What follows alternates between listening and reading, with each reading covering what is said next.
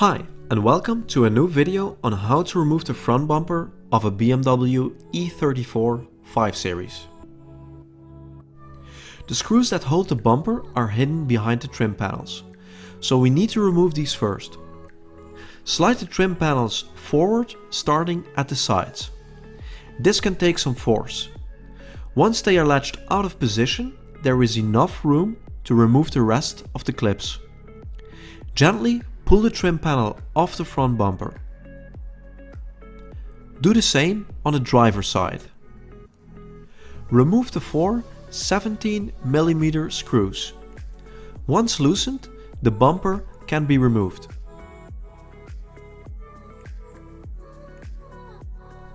It is best to do this with two people, gently sliding and pulling the bumper forward.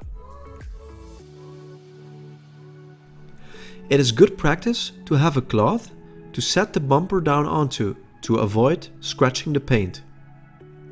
You now have room to solve problems with the windscreen wiper reservoir, get to the fan and radiator, and to the connectors of the fog lights and temperature sensor. When installing the bumper back onto the car, note the sliding mechanism of the bumper, which needs to line up with the holders on the side of the car. Gently slide the bumper back onto the car.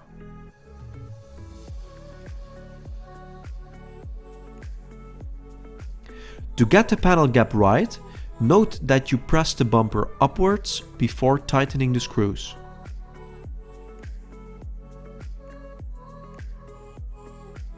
Refit the plastic trim pieces and note that you have to slide them in on the sides, then the front simply clips into place.